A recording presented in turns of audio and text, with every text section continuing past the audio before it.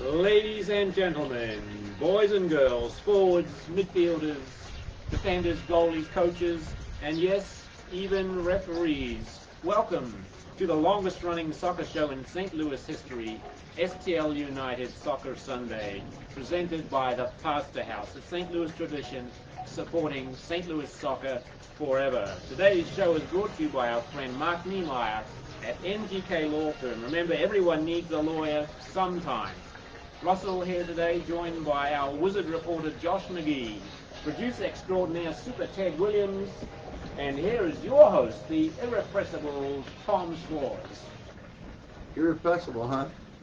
Hey, welcome back. Different angle today. Here we go. This is our third show out of the studio, in the new studio, in the tropical oasis. And today we are joined by Dr. Chuck Korr. You may know, if you're a fan of this show or any sort of regular follower of the show, you know who Chuck is. He wrote a couple books. Let me move your coffee, Chuck. Well, he wrote more than a couple, but these are two of the books he wrote about soccer. I'll put that back there for you, Chuck. And we're going to talk about a number of things today, as we are prone to do. This is our opening segment. I don't know, do you guys think we ought to keep this in the radio format? Because I've been thinking about it. We're not a radio show anymore. We're what are we, Ted? We're a gathering of friends talking about the game we love. We're still kicking, that's what. We're still kicking. We are still kicking. We're in a video mode. We are in a video mode. You're now a multimedia tycoon. Well, the difference is we're a TV show instead of a radio show. And I think the one thing we all have in common is the fact that we have faces made for radio. And so we're trying to adapt, and we figure, what the heck. So here we are. Hey, Ted, do me a favor and put Josh in the angle here, because I wanted to talk to him a little bit about big news this week, Josh. I mean, we're getting ready for our return. We are. 17th, you said, was the... Let's date this Wednesday. We'll be getting Premier League football back. 2 matches that day. Aston Villa versus Sheffield United in the morning, and then in the afternoon we're going to get a big one in Manchester City versus Arsenal. Well, EPL's back.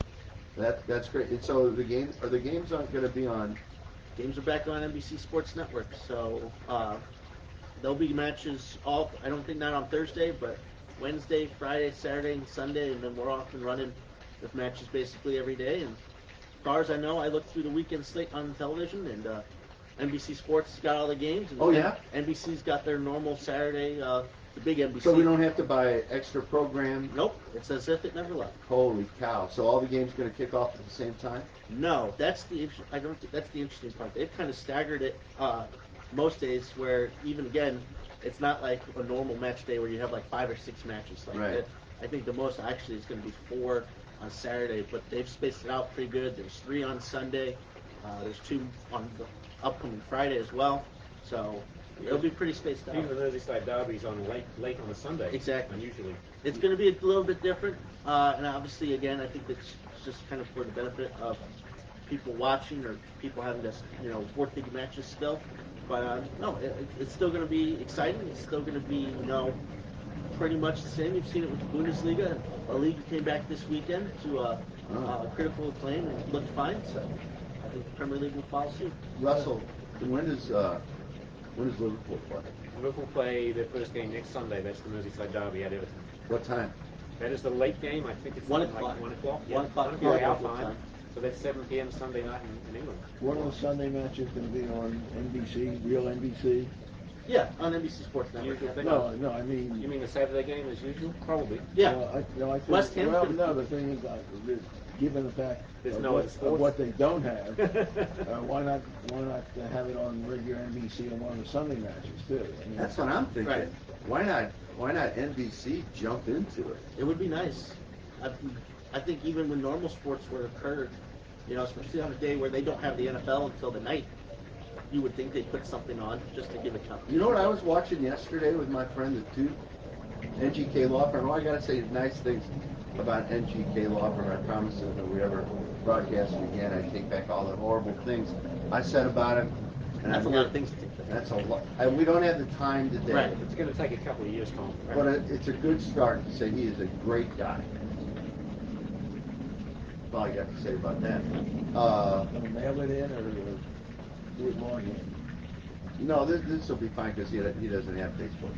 So Whose voice is that over there, by the way? Chuck Korr, did we introduce Chuck Korr? Don't you? I did. Or introduce him, didn't I? Introduce you? I was You gonna talked say, about his Introduce the book. book. Okay. Russ, he's taking a little nap, Yeah, or I took a nap. come on. It's possibly dog. messed by the beautiful noises in the background from the Yeah. conference this morning. It's peaceful paradise back It here. absolutely is. Not quite. So the game plan is going to be, what was it, 2 weeks ago, Ted?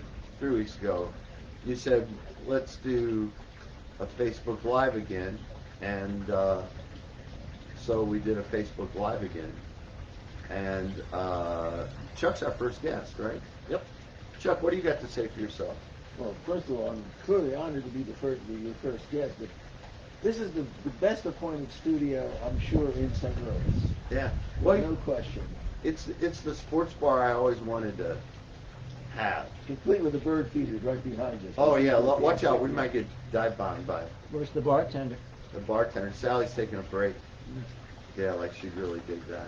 But what you very believe, we've upgraded from the new now. Yeah, well, I don't know. We got to be careful because these are entertainment. That's true. I do love the music. The live music is a nice touch. I really like it. So usually Chuck doesn't have Facebook. So usually what we do, one time what we did, super secret duck line. Edmundo streaming in strong down here on the golf course. Backgrounds are much improved too. Thank you, Edmundo. I worked on that really hard. This is a football decorator's dream. Yeah. Well, it's all these, I've been collecting stuff and travels, and people give me, this is only part of it, right? Yeah. Ted, kind of pan around maybe at this moment to show what we're talking about. Slow pan. There you go. I have a lot of stuff that has been in the basement. You got the Italian section over here. Thank you, Russell. Yeah. Russell Bly. Thank you very much. Fiorentina, Juve. West Ham, Yep. Perch Line Chuck, and then Bilbao back there. And they just had their match this morning Yeah, against two. Atletico Madrid. Which also The flag and the scarf. And the tag end of the Italian section is Brighton and Hove Albion there. Yeah. Well, You can't get more Italian than that. Well, Chuck, no, they are the anchor. If you look, they are on the post. All these Italians float in the wind. Right. Brighton Hove Albion stands firm.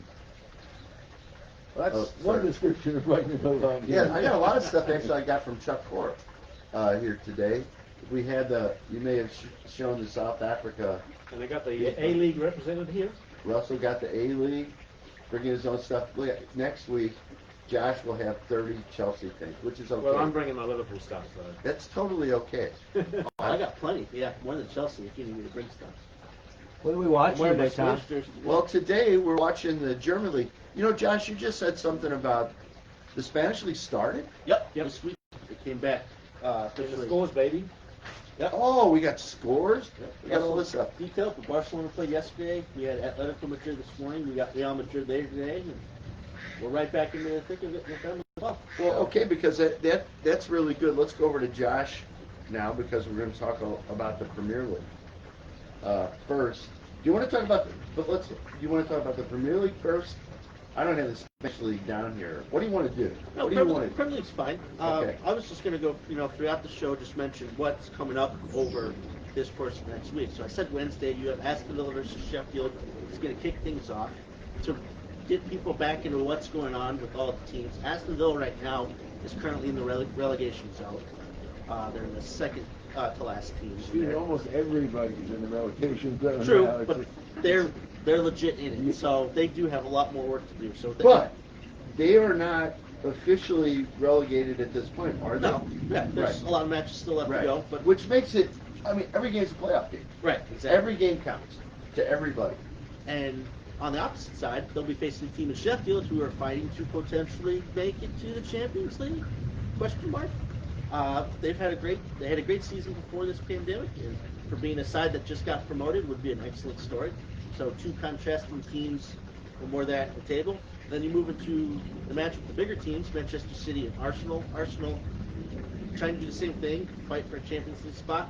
Man City, we know there's a lot going on with them. They may sit in second place, but as we talked about previously last week, their Champions League spot most likely will be null and void, no matter where they finish the table this season, because the ban already placed on them that they're appealing. So I'm interested to see how they come out ready to play. They obviously, it's been said that the Champions League is going to continue at some point this season, that it will resume, so they have that to focus on down the low. How are they going to So handle when you this say season? it's been said, is that one of those Trump kind of deals where you say a lot of people are saying No, it was said literally last week, but we talked by about has there been any progress in that, or are they just still talking? their meeting, I believe this week, UEFA is to discuss progress, concrete plans. You want to discuss that now a little What bit, do or you you think they're want to going wait? to do? I think that I had these notes down last week somewhere, but I think what they're going to do is they're going to resume in August. They have to finish up the round of 16 ties, and then I think they'll just kind of squish everything together. And I know it's been talked about they're going to play the semifinals one weekend, and then the next week play the finals, which obviously wouldn't happen under normal circumstances. But no, I think they're going to finish it. I mean, all the teams that are involved are basically back, with the exception of Lyon. So I don't know how they'll figure that situation out, since the French league already canceled their season. But It's up to Leon to continue training. exactly. So I think they'll figure it out, and I think they'll get things back underway. So do you think they'll take it to one location and just do a knockout tournament? That's interesting. I think that's almost kind of what you have. Single game ties. I mean, forget about this home and away. Kind of like the Because- NBA's doing. Right, but well, think about it. Where's gotta- a big you gotta- source of the coronavirus came was the fact that you had two teams from Right. opposite countries come in and play a match. So to Right. avoid that would be Russell's On solution. Sally's birthday, by the way, February You've also 19th. got to get this over fast. Yeah. Not a lot of time. Exactly. Because again, if they're talking about August, well, August would be obviously when all the other seasons kick off once again, and you have to worry about next season's. Have they made that offense. decision though already? Have they already decided that they're going to start the next season? Well, it's going to be delayed, and I think they said in this rumored plan that qualifying for what would be next season's Champions League, even though it would be this season, would be in October. Well, Yeah. we don't even have the full schedule for the Premier League laid out for the end of the season. We only have the first 2 or 3 weeks laid Really? out. Yeah. So an actual as to when the exact dates and times of the games are being played. So I think they're just going to see how things go for those 2 to 3 weeks. The priority has been established that the domestic leagues finish their domestic seasons. That's why the Champions League and Europa League have been put on the back burner. Yep. So this week with this UEFA meeting, we should get some details. How on it. cool would it be if this? Will now the seasons, the different countries, will the leagues kind of end at the same time? Is that the thought? Well, I mean, I've assumed the within a week and a Bundesliga is half. going to finish first. They've only got, I'd say, about 3 or 4 matches left in their season. And So Premier League got 8. I was going to say, something Premier like League's going to be behind. That's for sure. that. Wouldn't it be cool if, talk about cool stuff, the leagues or they do resume it in just like a Final Four kind of a NCAA kind of deal, to where it's just not every game's knockout, Yeah. and you advance and this year that's the way they determine the champions. That'd be really Well, I cool. think this is one reason why the Premier League hasn't laid out all the games, because depending on what happens with the European competitions, it may help schedule the teams that are involved in the If competition. you're going to have a one-game knockout, then the next question is where are you going to play it? It's going to be a neutral site. It's got to be a neutral site. Yeah. Make Oh it a yeah. Make And it a that just tournament. means more people But just like Josh was coming just in saying. town. Yeah. Yeah. But you can keep teams. I mean, there's no crowds anyway. Right. So It's just teams the being team. isolated in hotels, Right. training It's facilities. the no crowd. I find very interesting with this. I'd be willing to bet that there are all kinds of people who will want to go up to where their team's playing just so they can be together in some other town. And carrying whatever they have on them. in The them. difference being, I think, is that now we know. Before, this was like nobody knew anything about this virus, right? Now, at least, hey, we're going to learn a lot from the political convention. We're going to learn from the protests. what's really happening in the real numbers. And there are a lot of people who are really worried about the hospitals being overwhelmed. Right. And on the Again. on the opposite of the spectrum, just talking to Mr. New Zealand over here, they had live sports back with fans this weekend. Their rugby match, there were thousands. Eden Park was in the sold out, stadium. 47,000 people last night. Yeah. Live See, sports with fans. In What New do you Zealand, in imagine? Auckland. Whoa. Well, but they've been Yeah, They've they've been- been cases. 3 They've had- weeks, they've had no new cases. No new cases yeah, in 23 days. and they handled it right from the Well, start. first thing they should do with New Zealand sports is on whatever they use for video at stadium, they should have a picture of the Prime Minister. Yeah. That's why they're playing sports Yeah. right now. Yeah. Well, because see, they relied on the public health experts. Right. Yep. Hey, Josh. Yes. Let's kind of do a quick wrap on the premiere. We'll keep getting, and then we'll get to Ted. Yeah, Before sure. you get to the premiere, one quick question. What are they doing with the championship and with promotion? Championship begins again next Saturday. So they're assuming they're gonna play a full full schedule. set of Yes. games. The big thing has been that promotion relegation is still happening, which I think in Mexico was where it got put on hold, and those teams, nothing happened. So, but otherwise, as far as I know, in these bigger leagues, it's all still happening. Well, in France, they just stopped the season. That was it. Yeah. You got relegated. Done. Wow. All right. Edmundo. Oh, he's not here. Yeah. All right. So right Let now, me in, Ed. what we're going to do is we're going to go to our women's game section. And of course, for that, we have the also inimitable Ted Williams.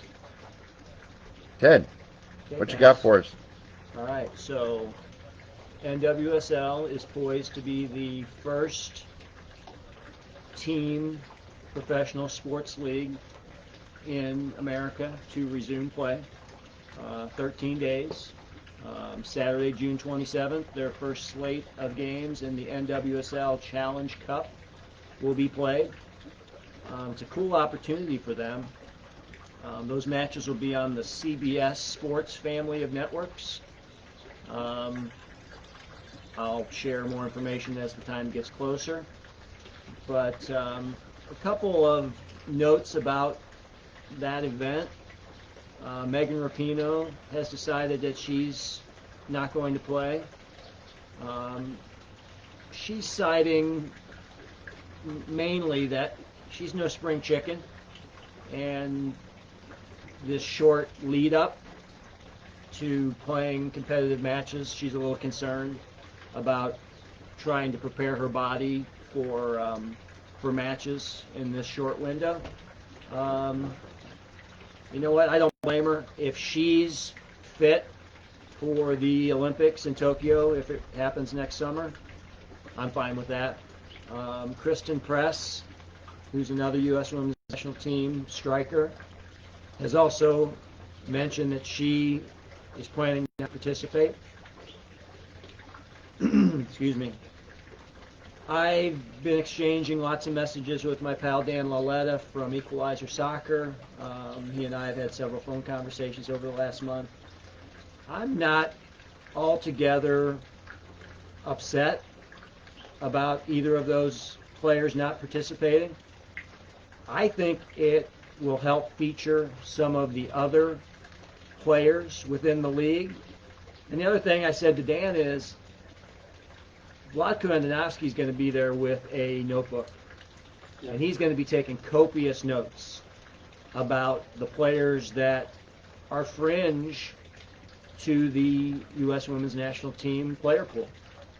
And I guarantee you that we'll be talking several years from now about some players that emerge during this tournament that ultimately will be part of the pool and may be contributors on a World Cup team in 2023. It's a huge showcase just to show right now that you're already, not just, the basics being match fit, which honestly might get taken for granted in this time, but just someone who's already up to speed from a fitness standpoint, but also to be informed and to be not necessarily a guarantee, but to be dependent upon to be either a goal scorer, a defensive stopper, or anything like that. If you can showcase already that you're already a dependable person in that front, you've got many steps ahead of some other people, like you said. Yeah, it's an exciting opportunity for the league. Whereas a month or two ago, I was concerned. Of all the professional sports leagues in North America, this league is dependent upon the small revenue stream that they do enjoy from fans in the seats. And not having matches with fans in attendance is a big blow to their league revenue stream. Just a second, Chuck. The bright spot about this event is that Dilloy Hansen, who owns the MLS club in Utah and the women's club, he's pretty much footing the bill with the help of sponsorships for this event. And he's got all the properties, fields, practice fields, hotels, and other amenities that are required to pull off an event like this. Yeah, Chuck. I'm just curious whether anybody has ever done any research about how much of the sale of shirts and other things like that are dependent upon people who are going to the match and going to the store there. At the matches At the itself. match. You know what, Chuck? There is a contingent of women's soccer supporters that if they were here and heard that question, they would laugh uncontrollably. Like this, ha ha ha ha. Because the merchandising for arguably one of the world's most popular teams, U.S. Women's National Team, is pathetic.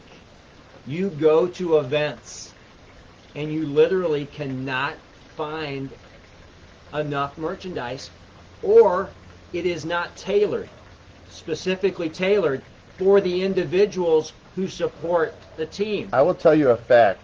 Having come across... Women do not want to wear Right. the low-cut V-neck Right. Kits. They want a game-style kit like the players wear. Yeah. It's not Alyssa Milano wear, which she does all that stuff for the NFL and MLB that's tailored for the form of women. And those of us that love women are thankful for I love Alyssa women. Milano. Okay?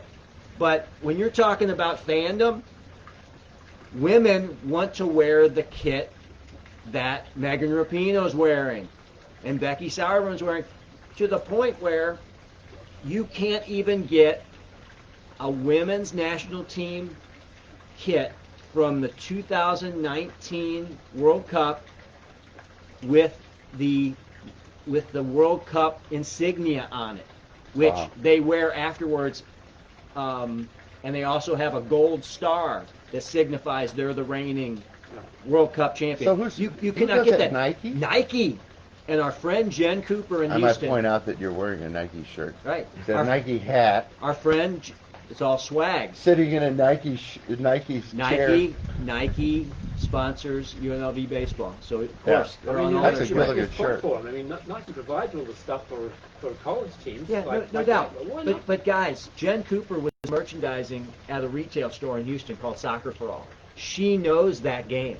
In fact, she had to go as far as a supporter of the game to say, "Hey, Russell, do you want a women's national team kit with a Becky Sauerbrunn name on the back, her number, and not only the 3 stars, but the 4th star in gold? I will create one for you. You send me the shirt to Houston.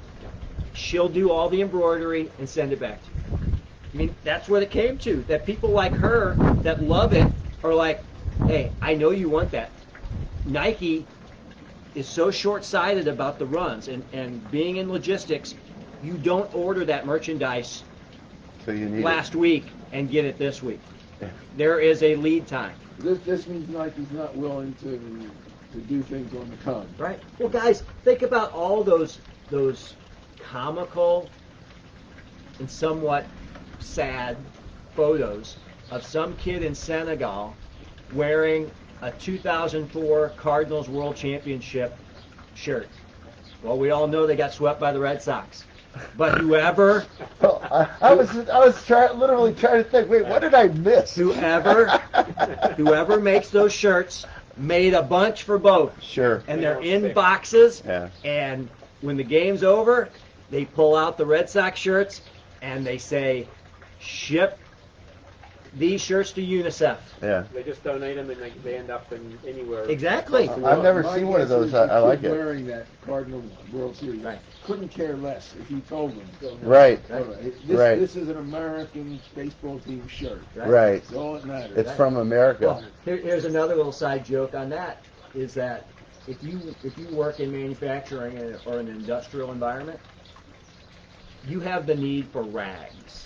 Sure. You have to have rags. Yeah. Well, when you order rags in bulk, they are basically cut up T-shirts. Huh. And I'll find rags throughout the facility where I work that have some of the funniest slogans on them. Yeah. You know, Yeah. It's just hilarious because it's somebody who created a bunch of T-shirts they didn't sell, and they end up somewhere, and somebody repurposes them as rags. Okay, hold on. Let's wrap up this segment.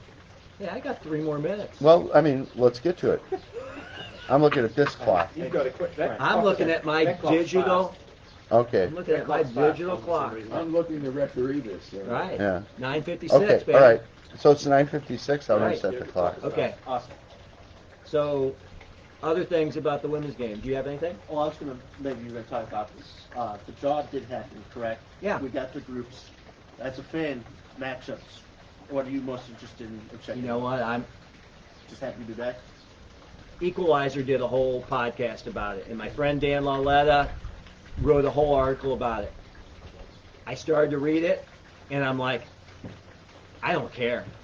I'm looking forward to enjoying the matches and seeing who emerges, because there is going to be somebody who's been training their tail off for these 3 months, who's going to be prepared to score goals, block shots, shut down the best strikers in the league.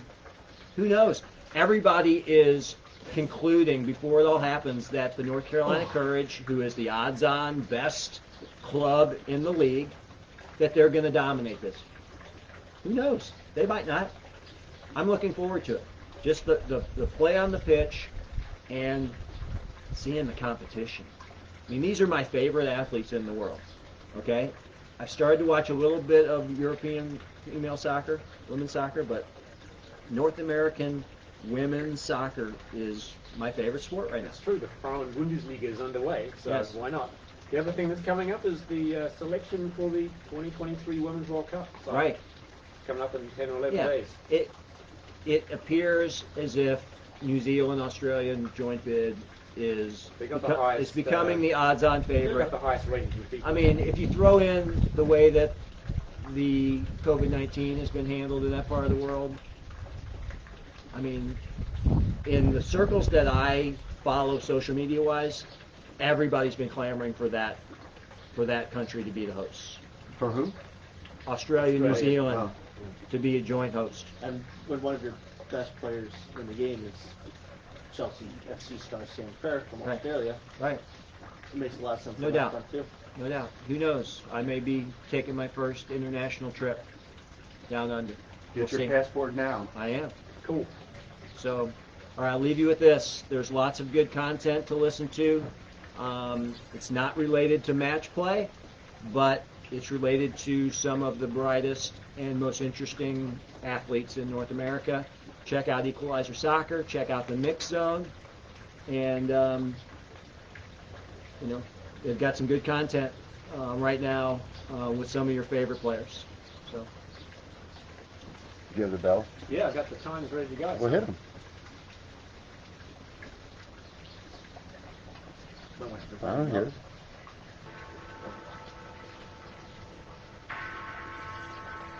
a good producer would grab that phone from him and hold it right next to him like that. But in this world of social distancing, we don't do that. All right, you know what that means. Scores brought to you by Tango in St. Louis. Tango in the time of coronavirus is still taking a break. Did you know that there are 3 basic kinds of music that tango dancers dance to? In addition to the regular 2/4 time tango music, we also dance to waltz, the Spanish for waltz, and milonga, a faster style with a distinctive bum da da bum bum beat. And now, the score is at 2:59 p.m. beat. Greenwich Mean Okay. Time. I'll play you a milonga sometime. Okay. You can play right now. German Bundesliga. Friday, Hoffenheim 0, Leipzig 2. Yesterday, Paderborn 1, Werder Bremen 5. Cologne 1, Union Berlin 2. Wolfsburg 2, Freiburg 2. Hertha Berlin 1, Eintracht Frankfurt 4. Düsseldorf 0, Borussia Dortmund 1. Bayern Munich 2, Borussia Mönchengladbach 1. Currently, it is the 68th minute, and it is Mainz 0, Augsburg 1. Later today, it's Schalke against Bayer Leverkusen. And now moving on to La Liga. Thursday's game, Sevilla 2, Real Betis 0. Friday, Granada 2, Getafe 1. Valencia 1, Levante 1. Yesterday, Espanyol 2, Alaves 0. Celta Vigo 0. Villarreal 1. Leganes 1. Real Valladolid 2. Real Mallorca 0. Barcelona 4. Earlier today, it was Athletic Bilbao 1. Atletico Madrid 1. Later today, it's Real Madrid against Eibar and Real Sociedad against Osasuna. And that concludes the score report, brought to you by Tango in St. Louis. Well, that was Russell, brilliant. the Bundesliga results. Is there? I think there's at most one home victor the whole thing. Everything else were one. So far, the away teams have been winning, or there's been a draw. Yeah, we'll get a draw. Well, we'll get an away game, away winner coming up, but maybe. So away weekend. You gonna introduce our next segment, Tommy? What's the next segment? Oh, Chuck. Okay. Tom. All right. Yes, Chuck Korr. I should introduce Chuck Korr. Chuck Korr is a longtime friend of mine. Actually, was a professor of mine at university, as they say in the UK. Although we didn't go in the UK, that's what they say. And little did I know, I knew Chuck was a sports historian, but I didn't really know he was a soccer historian because I didn't know anything about soccer. And it turns out Chuck wrote a couple books we have displayed right here.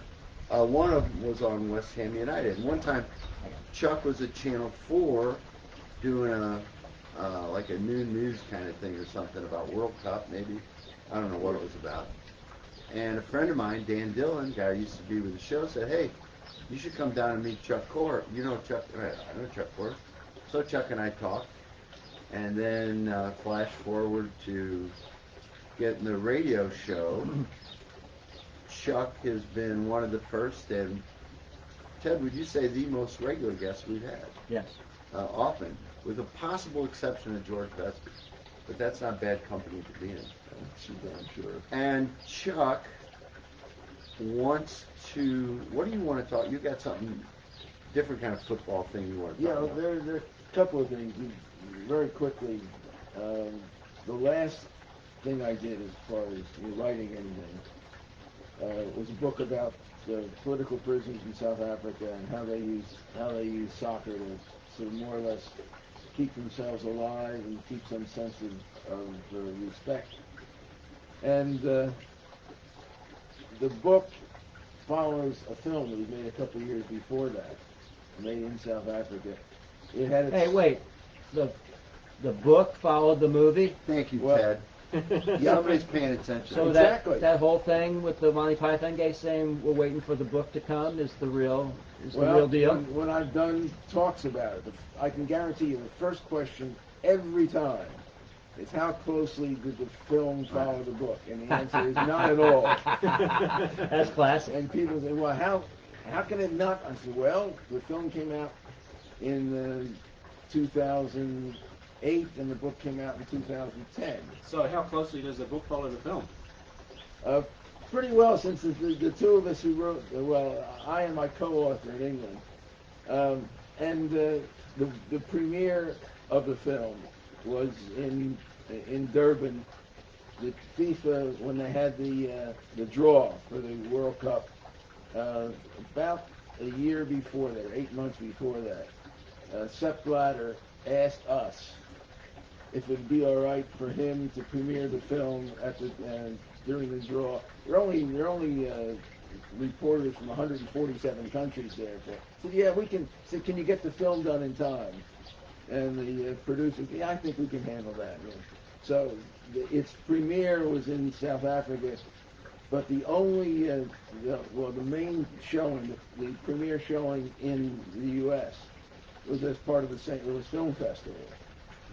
and we sold out the main theater in the Tivoli, or more properly, I think Tom sold out the main room in the Tivoli. It was the biggest seller for that year's St. Louis International Film Festival. And He's lying. It's a remark. Well, Sorry. the West Ham is. I didn't saw it. I got an idea to do a study about what does a football club mean, an English football club. What is it? How's it run? Is it a business? Is it a charitable organization? Since up until the early '80s, you weren't allowed to make any money if you were. Is it sort of like a social club? Well, it was. I think this was the case.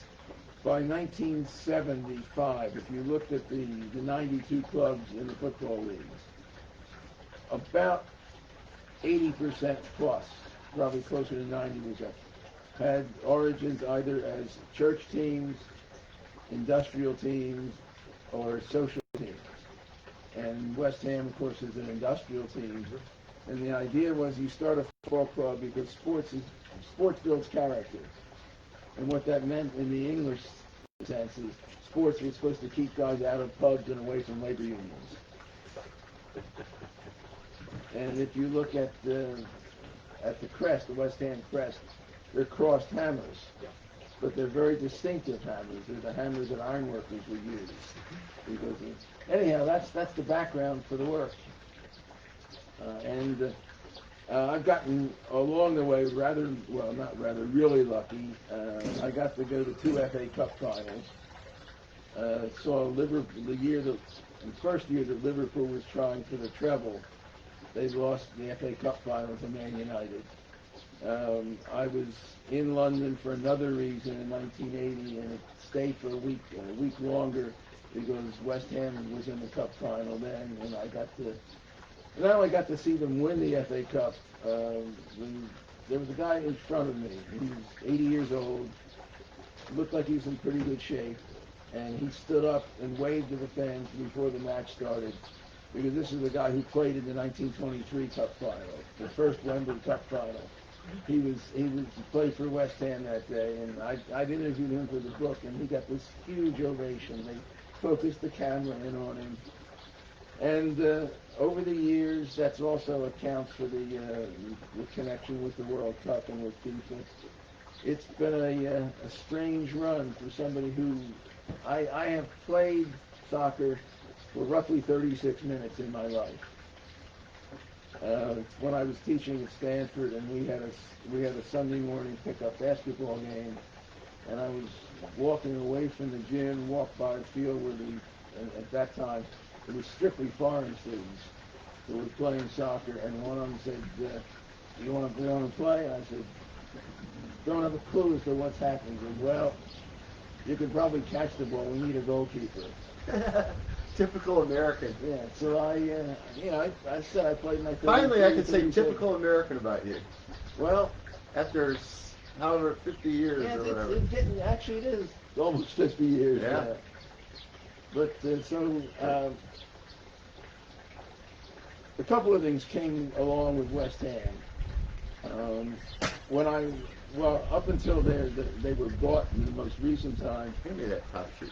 Anytime that I was in London, there were always tickets for match, comps, and usually hospitality, which meant pre-match lunch or pre-match dinner. Oh, that's got you and me written all over it. Oh yeah, and the chance to.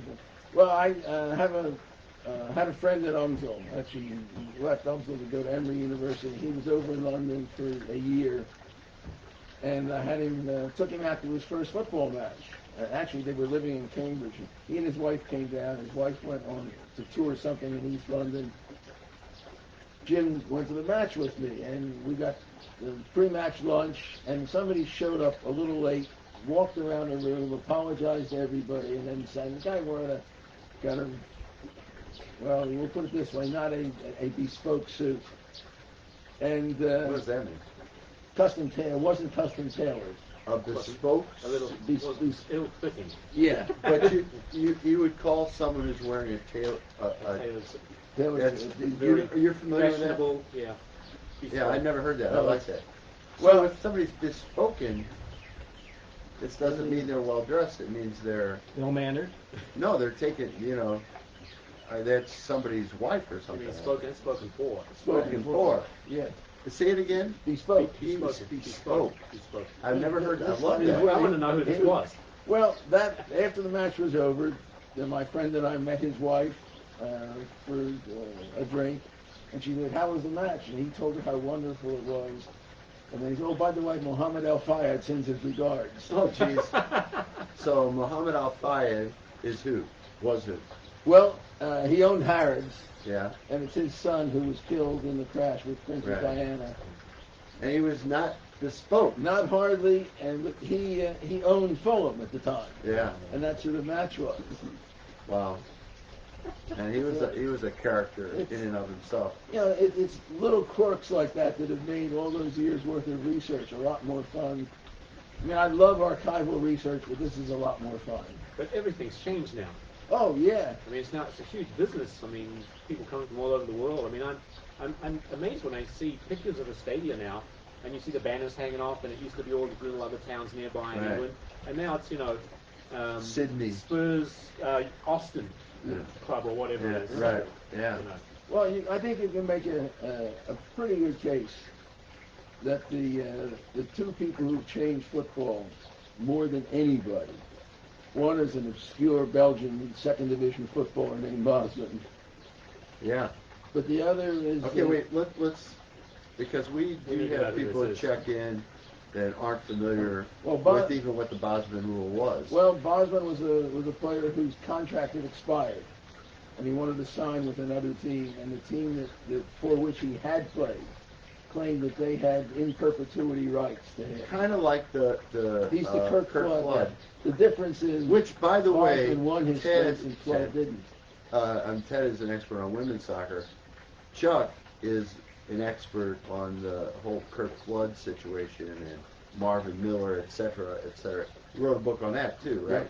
Yeah. Okay. But getting back to the Bosman rule, it was earth-shattering Well, at the the time. Bosman rule completely changes the structure of European football. The European community, European Union, has in its what we would call a constitution that you have the free movement of goods, capital, and labor. And Bosman went to court. He said, they no longer, my contract's expired. I want to leave. Why should they be able to stop me? And you know, the free agency in baseball hinged on one word, and the basic contract every baseball player signed every year. The club had the right to renew that contract. And Wait, whoa. The players signed a contract every year? Up until 1977, there was virtually no such thing as a multi-year contract. From George Best to the guy. No, this is baseball. Oh, baseball. I'm sorry. And Ted Simmons, by the way, was one of the first players ever to get a multi-year contract. Wow. But anyhow, That's even more remarkable. in baseball, your contract said you had to be offered a new contract by the club by I think it was the 15th of February. If you chose not to sign your contract, the club had the right to renew it. Well, so that means, one more year in your contract, right? Right. Okay. Oh, he's got one more year anyway. Well, but the clubs interpreted that as they renewed the whole contract, which included the provision to renew the contract. Oh. So it's a rolling contract in perpetuity. And in 1976, two players who had not signed the contract had played out a season.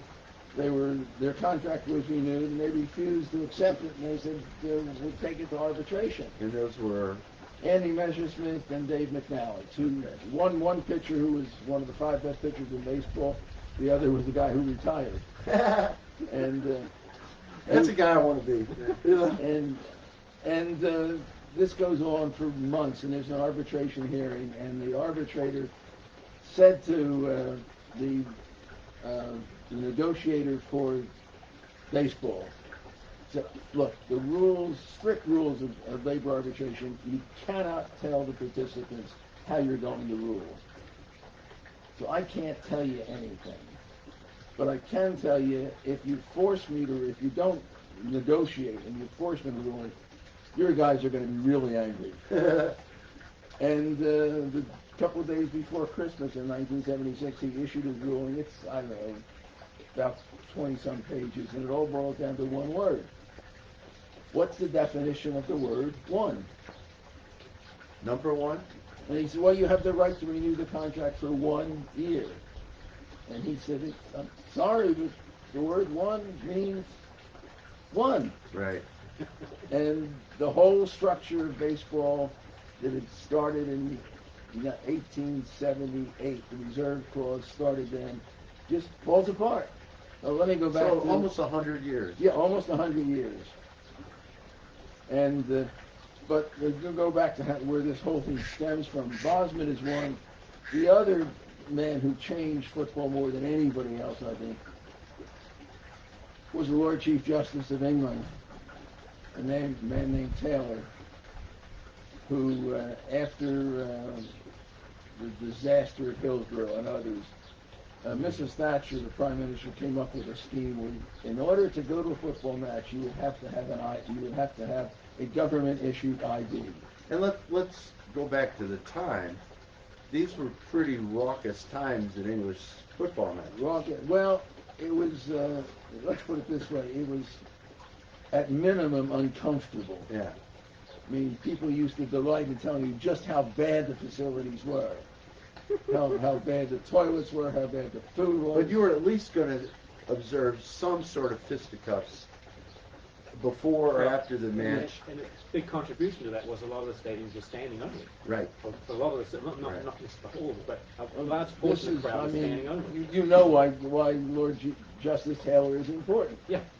He was a tough law and order judge, and Mrs. Thatcher was absolutely convinced that he was going, after the inquiry into Hillsborough and other disasters like that, he was going to support the government's position. And of course, he ends up doing just the opposite. He, by the way, was not terribly interested in soccer. He was a rugby man. That was another reason she thought he would rule in their favor. And one of the recommendations of the Taylor report is that stadia in the top two divisions at minimum had to be all seated. It is very, very difficult to get involved in the kind of brawls you're talking about if you're in a seat. Right. But achievable. Tough. As is proved on a regular basis. But it also, it makes it harder. It takes place outside the stadium usually. Yeah, I mean, I've seen, of course, as I think about it, those are mostly the people are sitting on benches. So that is even different. But I see your point. Yeah, the behavior at football games has changed completely. Soccer games has changed completely because of that rule. Well, it's not only that. The nature of the crowd has changed. Well, you have the fencing that he wanted done away with, which is the root cause, aside from police incompetence, is the root cause of 96 people being killed at Hillsborough. Yeah. But Taylor has a wonderful line in the report. He said, if you cage people and treat them like animals, they will become animals. And well, you stop and think, if you went to a match in the early 70s and went to a match in the 90s, how many women would be there? None, right?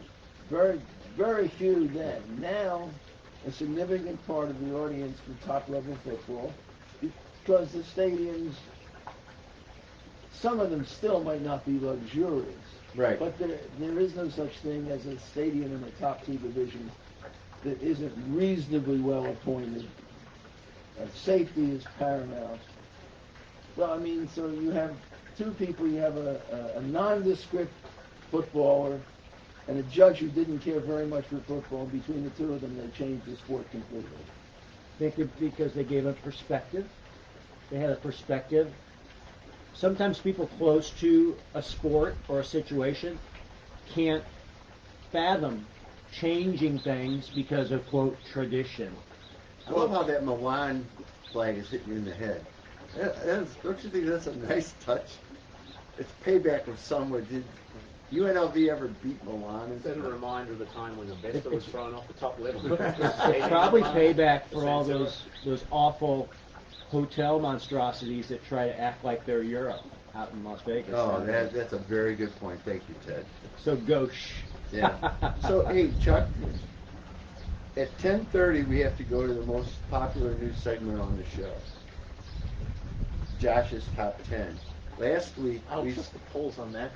last week we went to it early and then we never got to anything else.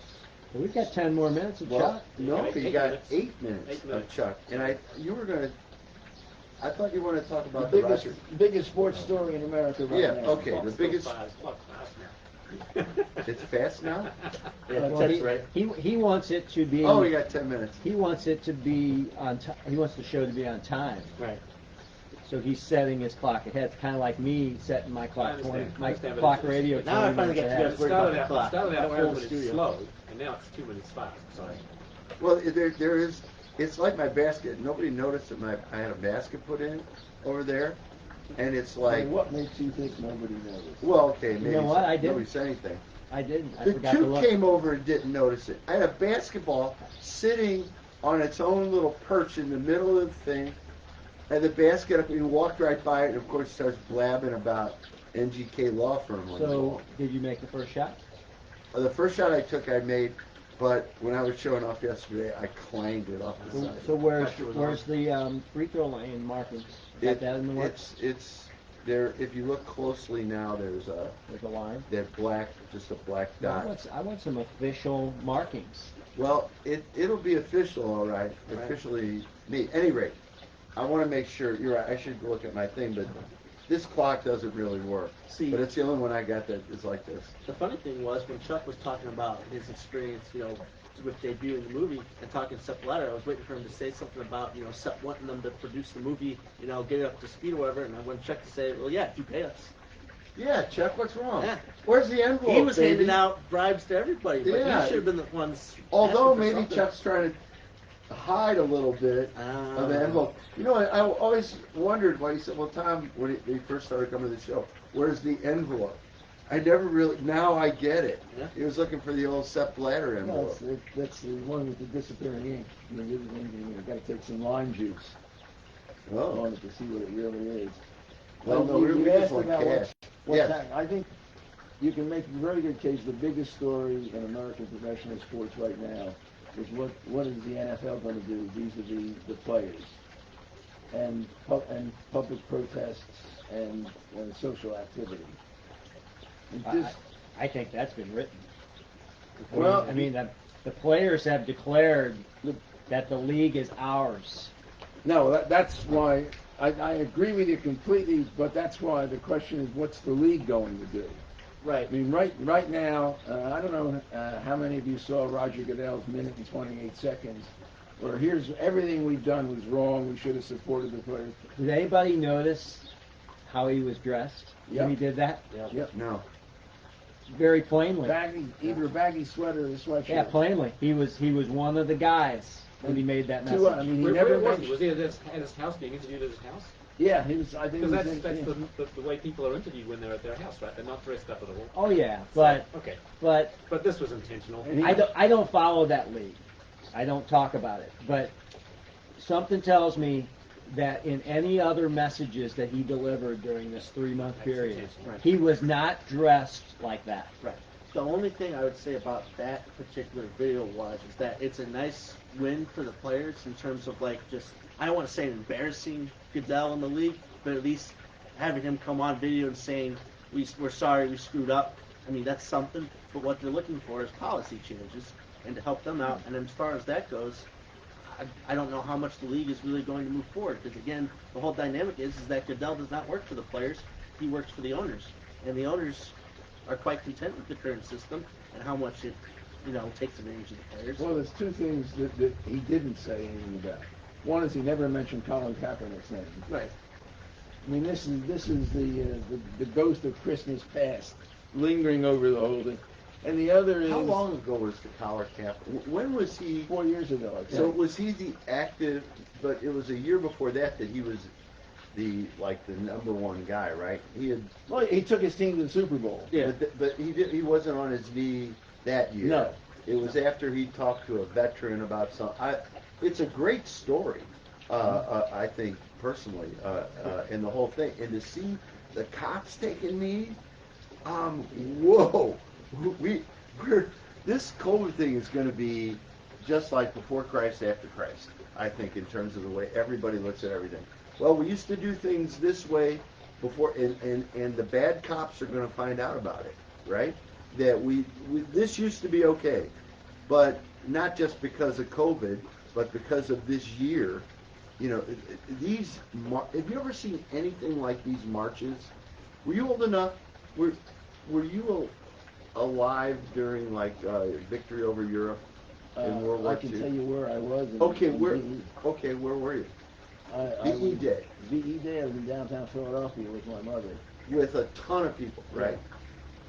Don't you think those are the kinds of crowds we are seeing in these marches? Not only do I think that, I think people make a big mistake comparing this to the 1960s.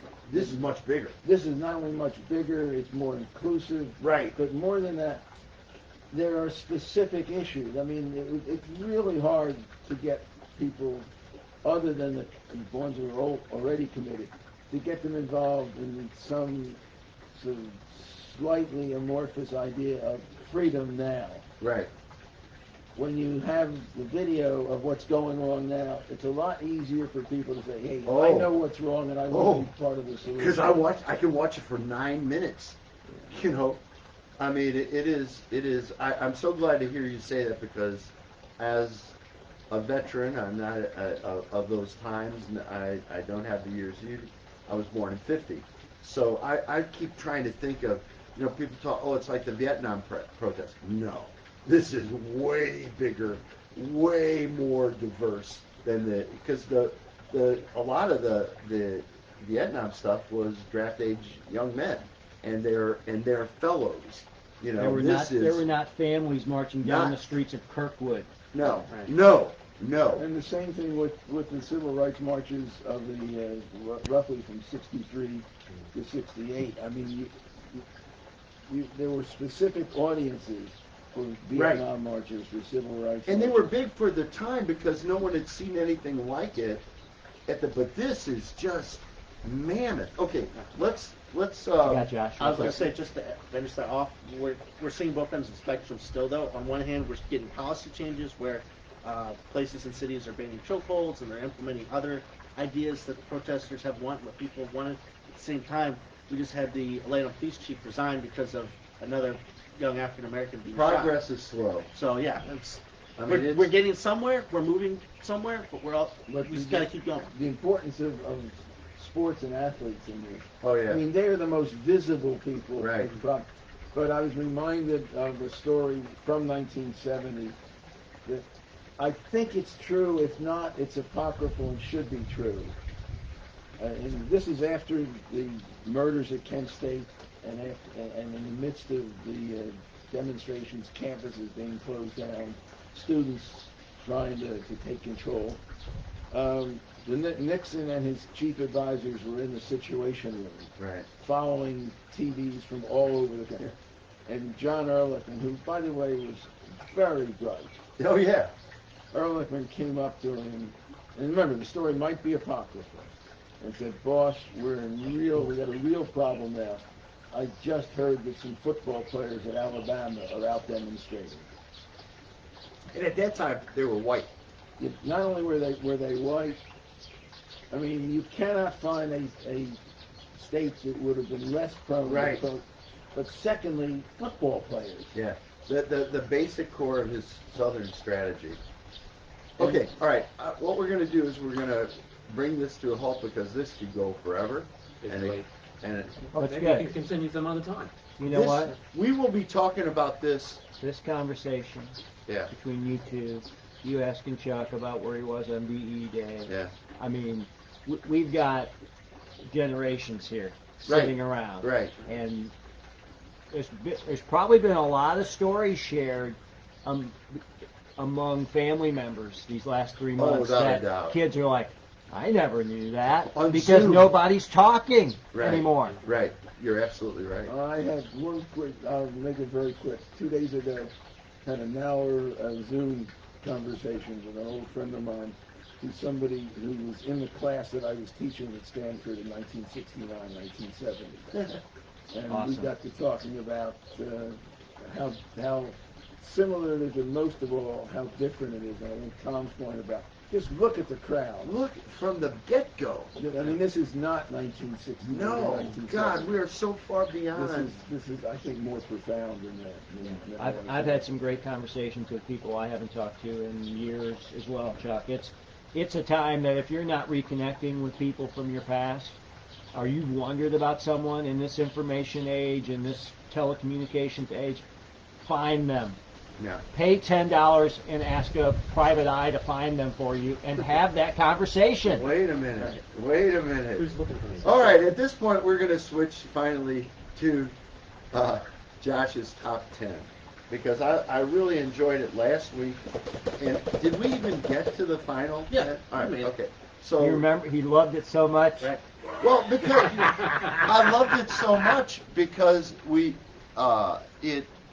I was interested in every point, Right. you know, and so that's how. No pressure, unfortunately- Josh. Right. Well, yeah. I was gonna say usually the first installment is better than the sequel We'll see. in movies and everything else. But this week I thought obviously it's good to point out that the NWSL is the first professional league coming back. I think some media outlets are slow to realize that Yeah. fact. And before I forget, U.S. Soccer reversed their Megan Rapinoe Yeah. policy, and Cindy Parlow Cone said this is just the beginning. Oh yeah. So Definitely. change is coming. That could be the theme here. Exactly. But the next league that will be coming back will be on the men's side with MLS. And the group stage, the groups for that tournament that they're going to have in Orlando were drawn. There's going to be, I forget how many, it's either 5 or 6 groups, kind of different alignments. It's kind of based off of conference alignments. But I just wanted to give what I'm anticipating as the top 10 matchups of the group stage. Matchups that we know we're going to get because it's like the normal World Cup format. So again, Josh, please help me here. Again, it's going to be a knockout deal. Yeah, it's a group stage first. Okay. You go to the group knockout stage, okay. and All then right, you cool. continue. So Cool. these are just the matchups I'm looking forward All to right. that I know that we're going to get. So I'm going to start at number 10, mark my way to the top. Number 10, LAFC versus Portland Timbers. I have this down as just a nice, fun, high-scoring matchup. These are two offensive-minded teams. We know about how LAFC was last year and how great they were at scoring. Portland's got a really fun player by the name of Diego Valeri, who's been a stalwart here in MLS for the past few years. Should just be a fun matchup. Red fly away here. Number 9, Toronto FC versus Montreal Impact, a Canadian rivalry that, goes through all the sports that those teams go up against. But I just think it would be kind of fun. You've got some of the old heads from previous U.S. teams, Michael Bradley and Josie Altidore on Toronto. And also Thierry Henry became the coach of Montreal this year. This was his first season in MLS, and he only got through 2 games. So I'm interested to see when Montreal comes back how he does, because obviously his coaching career has not gotten off to a very good start, and he was hoping to make a rebound this year with Montreal, so I'm interested to see how they look when they come back. Number 8, Inter Miami CF versus Nashville SC. These are the 2 new teams this year in MLS. They've only played 2 games, obviously, in the league, and they hadn't faced each other yet. What do you got there? Oh, you got your I'm giving you some music background here. Okay, gotcha. Russell's flip. Right. But they haven't played each other yet. And they're the 2 new teams, and there's always kind of been like this budding little rivalry, even when they're so far away from each other, between teams that come into MLS together. So with those 2 teams coming in together, I'm interested to see their first matchup.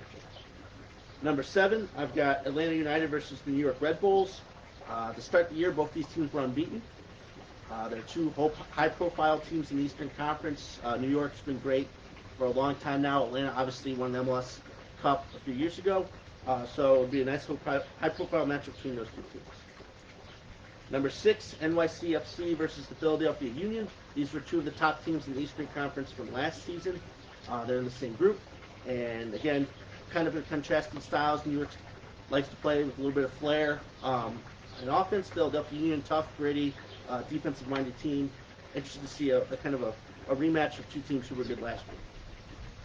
Moving into the top 5, Atlanta United versus Columbus Crew SC. Darlington Nagbe, who's been a mainstay on the U.S. men's national team, was traded from Atlanta to Columbus for this season. So him going up against his former team, the team that he won the MLS Cup with, will be a fun matchup. And those two teams are pretty good. And, I mean, honestly, anytime you can see Atlanta play, I mean, the way that they can just dominate games is just kind of fun. Number 4, I've got a Midwest matchup that I think people would be interested in. Obviously, we're waiting still to get our team here in St. Louis. Have you heard anything about it? Oh, I'm sorry. Yeah, well, I mean, real quickly, again, I've just been telling people they're going to want people to come to this public event. I see people, they get flooded with comments every time they tweet. Team name and colors. They're not going to tell you anything. They want a public event for people to come out to, and they'll unveil it then. There's no timetable because of COVID, but I'm sure as soon as we'll hear that news before we hear team name and colors. It's just my assumption. But yeah, number 4, talking about the Midwest, Sporting Kansas City versus Minnesota United. These are the top 2 teams through 2 weeks of this year on goal difference. So they're the highest scoring teams, best defensive teams in all of MLS. They're in the same group, and they're both from the Midwest. It'll be a cool little matchup to see how they can continue the success they had in the beginning of the season. Number 3, I have Seattle Sounders versus FC Dallas. Sounders are the reigning MLS champions, but they had a huge first-round matchup in last year's playoffs versus FC Dallas, where they almost didn't advance. It was a 4-3 aggregate round 1. It was really exciting. It went into extra time, goals left and right, and these two in the same group, I think, will create some more fireworks. Number 2 is the very first match of the tournament. Funny how MLS has gotten this to happen. Orlando City SC, who are, of course, the hosts of everything, going against Inter Miami CF. First matchup between the Florida teams, with Inter Miami coming in this year. And obviously, it's the first match of the tournament. How are things going to look? How do you set the tone for the entire thing? It'll be a really important matchup. And then number 1, I think you have to go with El Trafico. LAFC versus the Los Angeles Galaxy. Best rivalry, arguably, in MLS. Plus Mike Sorber. Plus the fact that Chicharito, I believe, is going to play in this tournament. The fact that he has come over to the Galaxy. And you've got Carlos Vela, his fellow Mexican international, on the other side. Those two going up against each other, or going up against opposing defenses, again, makes the rivalry even that much better. So I think to have that in the group stage, I wouldn't be surprised if those two teams advance out of the group and find them way back in through a knockout stage match. But El Trafico is always exciting. So I think that's something you got to look forward to. Besides Orlando's stadium, what venues? Is that the only venue? Well, no, it's not going to be our Orlando Stadium. It's going to be at the Walt Disney World Resort, the ESPN Complex, the Wide World of Sports Complex, excuse me.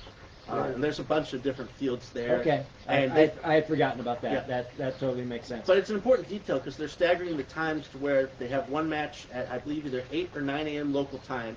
The next match isn't until 7 or 6 or 7 at night. When's that start? Starts in July. I forget which specific date. About 3 weeks. Jack, explain that, what you're talking about, that complex where they're going to play the game. So they have a series of fields? Yeah, they have a series of fields. It's like any type. It's like the soccer park in Fenton. Okay. It's right. It's that, but on steroids. Oh yeah. The whole Disney Sports Complex, Tom, was built around the concept of bring youth teams to Orlando. The families come. They stay at the Disney properties, etc. Like Ramsey's baseball deal. Yeah, exactly. So quickly, you mentioned Mike Sorber. His association with Bob Bradley is long running. Yeah. Okay, Mike played for him, was an assistant with him. Now he's an assistant with him. There is no secret there that Bob Bradley thinks highly of Mike. And vice versa. Exactly. Well, Mike, when he was on our show, talked about how they live in the same neighborhood and ride to and from the complex with each other. Right. Bob Bradley is a thinker, and he is a pioneer, and he is he reminds me, Steve Kerr and he remind me a lot of each other. And it's funny they would both have that international experience. Yeah. They think beyond their That's current. That's probably it. Their current worlds.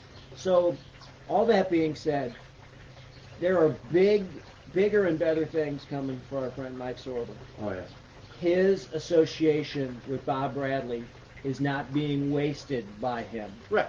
And he is going to glean so many things from that relationship that are going to make Mike Sorber achieve great things, just like his father, Pete. Well, both of them arguably are the best possible spot in MLS. The rise of LAFC is arguably the more, even with the Galaxy's long, not just history, but winning history, the amount of cups that they've won, the players they've had. And for LAFC to just come in and almost steal their thunder within a few seasons, it takes a lot. And it's a testament to Bradley and Sorber and what they've been able to do in their different departments. So And the power of Will Ferrell. that too. It helps out a little bit. When you were comparing somebody to Steve Kerr, was it Sorber or Bradley? Bradley. But Mike Bradley Sorber, coached but you. Mike Sorber, St. Louis guy, has been associated with Bob Bradley for years now. Yeah. And they are tight.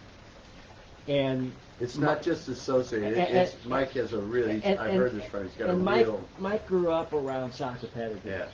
And the fact that Mike is thought highly of by Bob Bradley tells me loads about Mike. Right. And Mike is not one of those guys that's going to be like, oh, I'm Bob Bradley's assistant. He is a sponge. Yeah. And the reason I asked about Kerr is that it's Kerr and the Warriors who are the first team to just come flat out and say, we don't want to go to the White House. Right.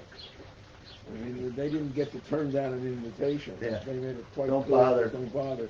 And of course, I think you know about Kerr's back. Yeah. Oh, yeah, Yeah. no doubt. It was highlighted in the Michael Jordan documentary. Hey, oh my God, have you seen the Michael Jordan deal? No, but I just... What's the name of it? The Last Dance. The Last Dance. It just Oh my popped up God. on my computer. a couple days ago. And the bit with, in my opinion, Steve Kerr is among the best bits because they talk about him and his dad, and I mean I kind of knew the story. But wait, are you finished with your? Yep, those were the matchups. I mean, Okay. obviously there'll be more, and I'm excited about the group All right. stage. That'll be in early July. I want to get back to Josh for a minute, Ted. Let's go back to Josh. Josh McGee, Yes, Josh McGee. let me get the camera on Josh. Yeah, go to camera 1 Right. on that. So Josh, what do you have that you haven't gotten to yet? Just a few things. I think I wanted to talk about some of the matchups that will happen before we see everybody next week. And Again, remind folks. Premier League Let's Saturday. remind folks. Premier Saturday morning or midweek? midweek, Wednesday, Wednesday. Friday, That Saturday, that Sunday. second game is the first game that was cancelled Yep. when the coronavirus started. The This day, is the day exciting. after, the Right. day after Liverpool hosted Atletico. And again, the main thing to point out too is they're all on TV still. Yeah. If you Yeah, if you yeah, had yeah. it before, you still got it. So And you like still bring it back. Wednesday there'll be one game or two games? Two games. And if you're like me, who cut the cable in the meantime. Oh, you're upset. No, I paid my $10 yesterday. To get $10 for the rest of the season. Okay, so NBC Gold. So Russell cut his cable. Yeah. So you still have access to it by just simply I have an signing- Apple TV, so. Apple TV. So Well, NBC you Gold. can do it. I could do it on my iPad. I just paid the $9.99 for the rest of the season. So NBC Gold is an app or a subscription? It's a subscription. It's a subscription. So, but I can use it on my app, on my Okay. NBC Sports app on my iPad, or I bring actually through the Apple TV. I just bring it up on my Okay, TV. so next week will we just talk about the EPL probably then, right? Because Whatever we'll you have- want to talk about. Yeah. That's All right. fine. Okay. Goes So. out of I want I'm to sorry. highlight on Friday, particularly this match, Tottenham versus Manchester United. Ooh. Now, if this had been played on normal schedule, it would have been pitiful and excruciating to watch because both teams had numerous injuries across the board to high-profile players. But everybody's back, like you said. The You time saying off- Harry Kane's back? Harry Kane's back. Oh again. wow. Is that, Uh, is that Think the he's been match practicing shooting? I bet. Is that the match that Dele Alli is suspended for? I mean, he might be. I'm not entirely sure, but the injured players. Speaking of practicing shooting, Heung-min Song used this time because in South Korea, everyone's required to have a certain amount of What's his military nickname? Was it Sonaldo? Sonaldo, Yeah. So he completed his training during this pandemic time to get that out of the way. So he's back. Oh. On the United side, Rashford and Pogba. Two both guys, back? both back. Oh wow. These closed-door friendlies that some teams have been playing recently, they both started in the last one. So this now matchup with two teams who are fighting for Champions League spot, now everybody's back. You got Mourinho coaching against his former team. And also making that decision about Man City so important. Exactly. Yeah. Arguably, this is probably one of the three most in that race one of the three, or maybe even one of the two most important matchups that we got left. And that's happening on Friday. So Friday afternoon. So that's really cool, something to look out for. Saturday, the relegation zone will take on the spotlight, because the three teams who are just outside of being relegated currently, so that would be 17th, 16th, and 15th. West Ham is in there. Yeah. West Ham is in that. As Chuck said, everyone's kind of in the relegation Right, zone. right. It's so close. They're all going to be at home, and they're all going to be taking place in matches. I've got Brighton taking on Arsenal at home, Watford taking on Leicester City, and then the game will be on NBC, West Ham versus Wolves. Whoa.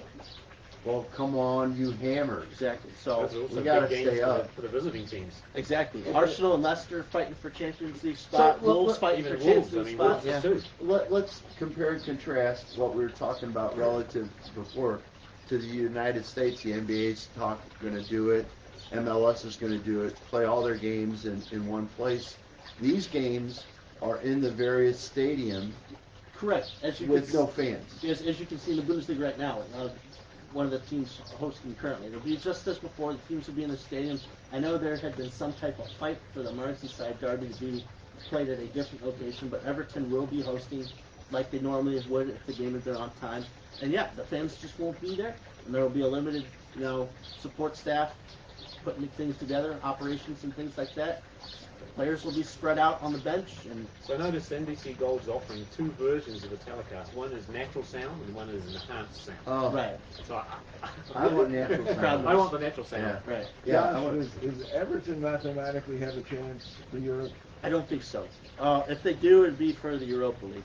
I think right now, if I can remember the table correctly, They're about Arsenal, 11. Arsenal is probably maybe the most of an outside chance, but even that is pushing. I think you have to look a little bit farther up to where Wolves, Sheffield potentially have a chance, but you're really looking at a Final Four of Chelsea, United, Tottenham, and Leicester City competing for two spots in a natural situation, not knowing what city, what Josh, city's going to if play. somebody wanted to know what you were talking about earlier about all the conjecture about the Champions Mhm. League, where would you say go here to read this? I mean, I usually ESPN FC.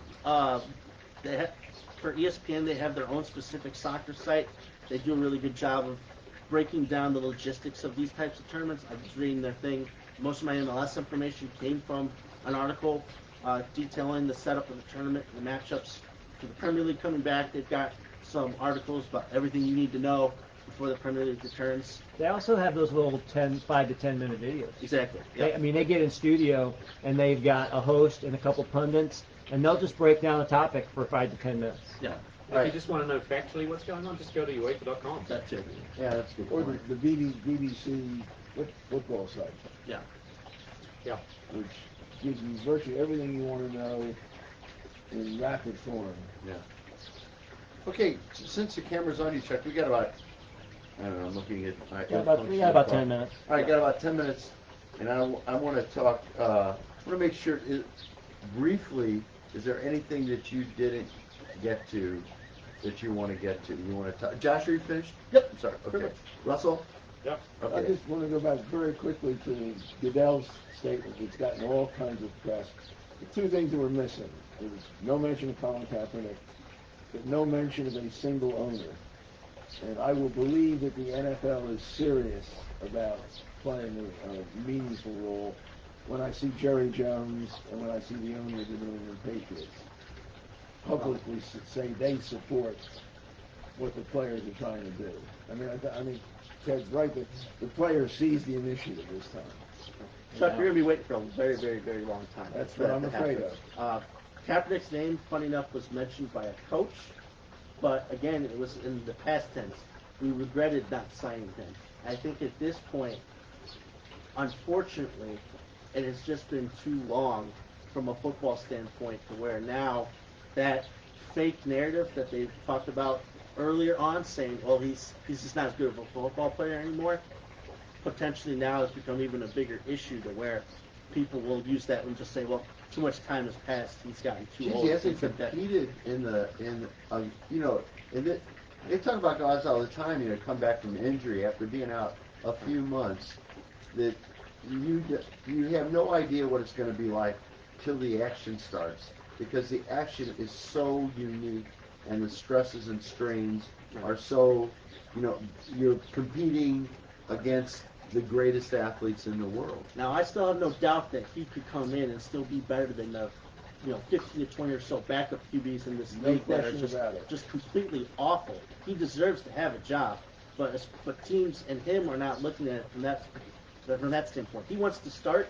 I think he possibly could still, but at this point, it's now more of an excuse than ever that owners can Because use. nobody also knows exactly how much money he got in the settlement. Correct. Whether or not that settlement includes you do not come back and play. The figure I've read the most often is $6 million. I have to believe that unless he has some injury, rotator cuff, Tommy John elbow style injury that we don't know about, I'd have to believe that the time that he spent away from physical contact and the grind of NFL would serve him well if his skill sets have not eroded because of some physical ailment. That if he got himself in shape, we all know that if we knew then what we know now when we were competing in high school basketball. Heck, I was just talking to someone about the last baseball game I ever pitched. It was a District 10 American Legion playoff game. My team won a 2-1 game against Chuck Korr. I pitched 9 innings. Wow. Great contest. My arm was toast that night. Yeah. And I was changing. How old were you? I was 18. I was changing arm angles. I was going a little Kent Colvey. I was going a little Louis Tiant. I was throwing sidearm curveballs. Left-handed. I was throwing 12-6 curveballs. And that night, I came to realize that one of my fastballs was ultra not fast. And somebody was way out in front. So I started mixing in a changeup, which nobody ever taught me a changeup. On the spur? Yes. My catcher and I, in between innings, we talked about it. I'm like, I'm going to start throwing some fastballs at about 60%. And guys are going to be out front. So anyway, all that being said, he is going to be more cerebral as a football player now than he was at the moment. So if we're 2 or 3 years down the road, again, we may be talking about Colin Kaepernick being a star in the league. I just looked at, he's 32. I mean, come on, we have 32. quarterbacks older. Yes. Oh yeah, I thought he was 36. But there are guys, okay, running backs have that 4 to 5 year window. And it's one of those things where they do it. Yeah. And then they just start, if you look at the data, you start seeing it go down. Right. Wear and tear. Yeah, wear and tear.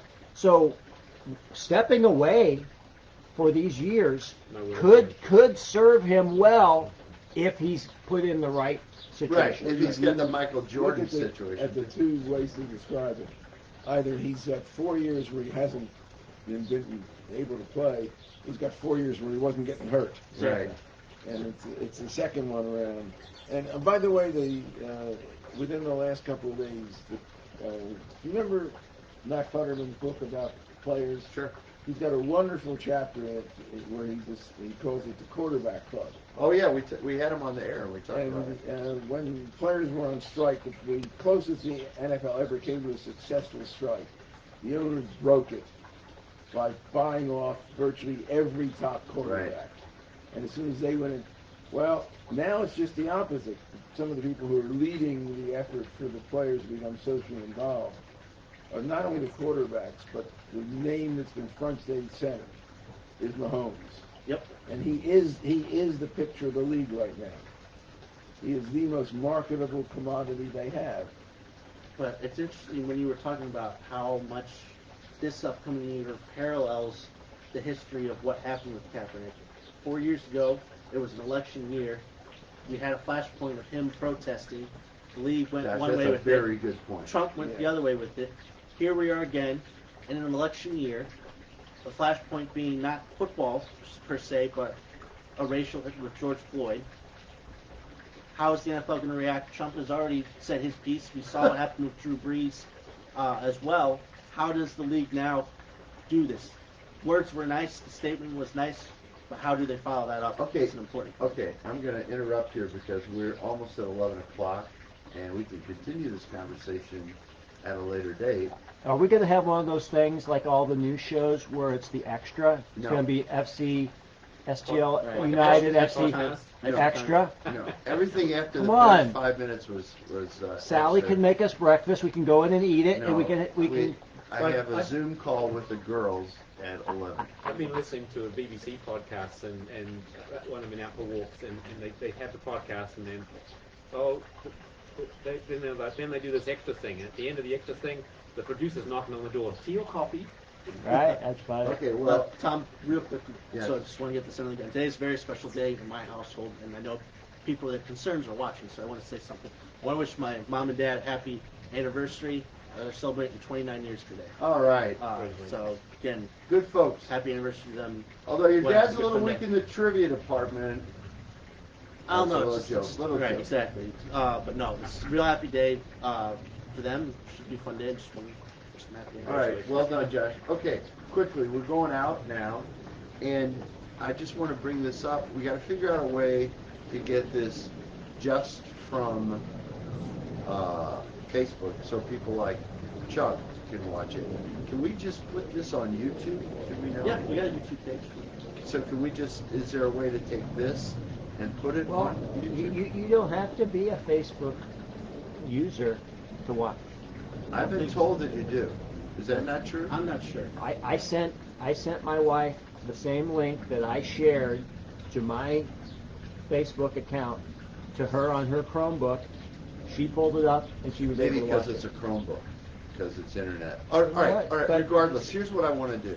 If let's all think about this, Yeah. so we can make this next step. Since this is our new home, it looks like to me. Let's figure out a way to make it so that it's not just on Facebook. So and if people can watch, then I can send them the link and they can watch. That's great, because not nearly as many people. I mean, a small percentage of people are watching it right now. Like not even 1% maybe are watching it right now. We had 1,800 views last week of this, so there are people watching it, and we should try to reach out to more and give us your opinion. If you know how we can do this, let us know. Exactly. Other than that, we have 3 minutes, enough to say happy anniversary to Mr. and Mrs. McGee. Here, well done, especially in the kid department. Chuck, thank you so much for joining us. Pleasure, as always. You're welcome back. This is what we're going to do. I feel comfortable with what we've done today, and I think that I think it'll hold up. So well done, everybody. And what?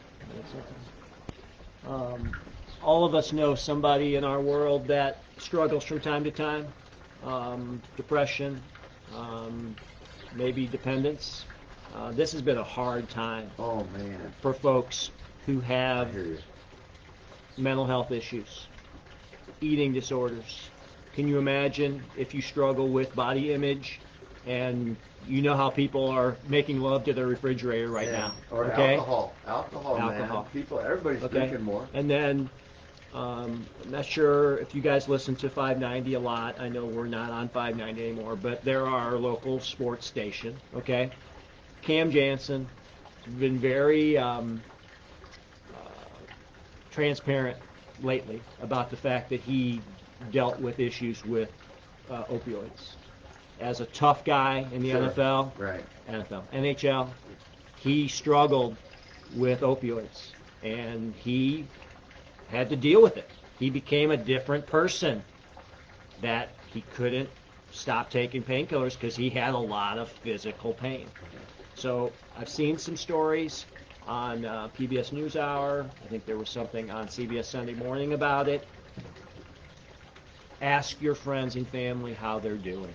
Have a conversation with them. Make sure they're okay. Great. Okay, Russell. Reach out Russell to wants. people. Are we going out? I thought you wanted to say something. No, I'm just asking if we want me Yeah, to go out. we're going to go All out. right, you have been watching STL United Soccer Sunday, brought to you by NGK Law Firm. Until next time, enjoy the beautiful game.